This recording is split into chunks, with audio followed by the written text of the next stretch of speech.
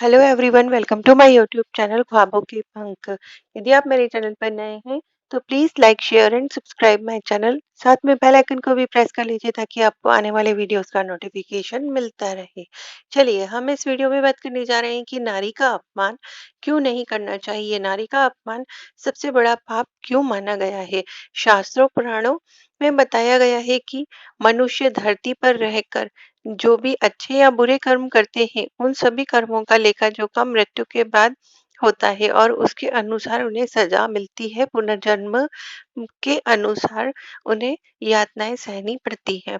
ईश्वर की दृष्टि में जो अच्छे कर्म यानी कि अच्छे काम करता है उसे पुण्य कहा जाता है और जो बुरे काम करता है उसे पाप कहा जाता है। पुराणों में कई अच्छे और बुरे कामों के बारे में बताया गया है। गरुड़ पुराण और कठोपनिषद में तो यह भी बताया गया है कि मनुष्य को अपने पाप कर्मों के कारण मृत्यु के बाद अलग-अलग तरह के पापों के लिए कौन-कौन सी सजाएं दी गई हैं।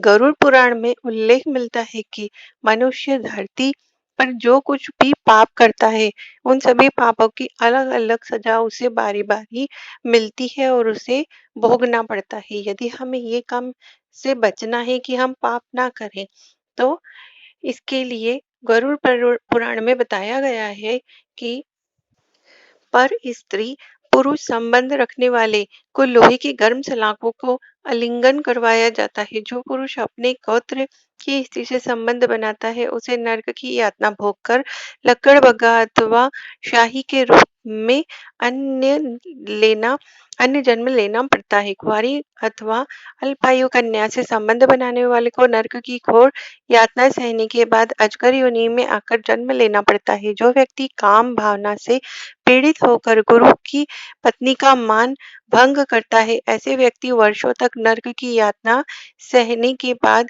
गिरगिट की योनि में जाते हैं। मित्र के साथ विश्वासघात करने करके उसके पत्नी से संबंध बनाने वाले को यमराज गधा की योनि में जन्म देते हैं।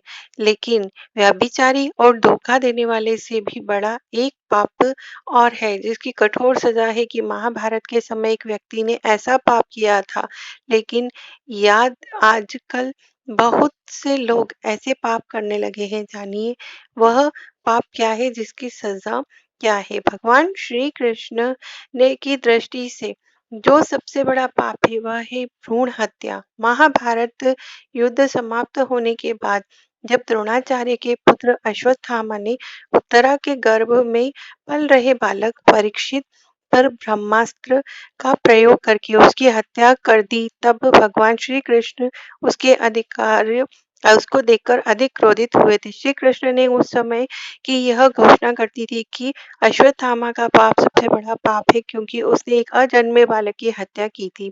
श्री कृष्ण ने इस पाप की सजा स्वयं अश्वत्थामा को दी थी। श्री कृष्ण ने अश्वत्थामा के सिर पर लगा चिंतामणि रत्न छीन लिया था और शाप दिया था कि तुमने जन्म तो देखा है लेकिन मृत्यु को नहीं देख पाओगे। यानी तब तक सृष्टि रहेगी तब तक तुम जीवित रहोगे और कष्ट प्राप्त करोगे। भ्रूण की हत्या करने वाले के लिए सबसे कठोर सजा निर्धारित है और ऐसे व्यक्ति को कई युगों तक सजा का दंड भुगतना पड़ता है।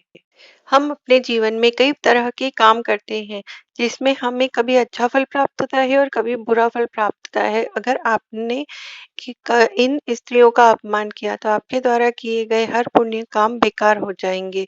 हिंदू धर्म के अनुसार, शास्त्रों के अनुसार बताया गया है कि किसी भी स्त्री को का अपमान नहीं करना चाहिए, उनको सम्मान की दृष्टि से देखना चाहिए।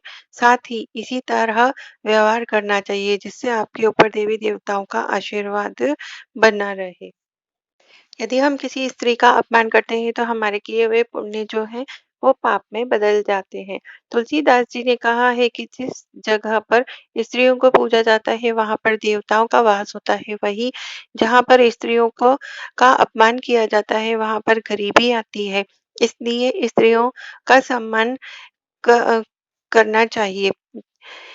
नई बहू नई बहू को लक्ष्मी का रूप माना जाता है। जब वह हमारे घर आती है तो लक्ष्मी के रूप में आती है, जिसके कारण उसका रुष्ट होना आपके लिए हानिकारक साबित हो सकता है। इसलिए जो लोग उन्हें सम्मान नहीं देते, प्यार नहीं करते, उनका जीवन हमेशा समस्याओं से घिरा रहता है।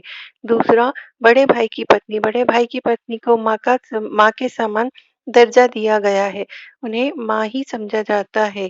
यदि उनको माँ के समान दर्जा नहीं दे सकते हैं, खुश नहीं रख सकते हैं, तो भाभी माँ का अपमान नहीं करना चाहिए, नहीं तो आपकी ज़िंदगी में कष्ट ही कष्ट आते हैं। तीसरा आता है बहन। तुलसीदास जी ने कहा है कि बहन को माँ के समान समझा जाता है। अपनी माँ को जिस स्थान पर रखा जाता है, वहीं बहन को रखना चाहिए। अगर आपने बहन का अपमान किया तो समझ लेना कि भगवान का अपमान किया, जिसके कारण आपके पापों में वृद्धि होने लगती है। चौथा आता है बेटी। बेटियों को भी लक्ष्मी का रूप माना जाता है। जहाँ पर इनको सम्मान नहीं दिया जाता, वहाँ पर कभी भी लक्ष्मी नहीं आती और हमेशा के लिए गरीबी बनी रहती है। इसलिए हमें कभी भी बहू, बहन, बेटी और बड़े भाई की पत्नी का अपमान नहीं करना चाहिए। वैसे तो सबसे सर्वोपरि माँ होती है, लेकिन माँ का सम्मान तो हम करते ही। माँ के अलावा इन चारों का अपमान भी नहीं करना चाहिए। यदि आपको ये जानकारी अच्छी लगी तो please like, share and subscribe my channel और साथ में बेल आइकन को भी प्रेस कर लीजिए ताकि आने वाले वीडियोज़ का नोटिफ़िकेशन मिलता रहे। धन्यवाद।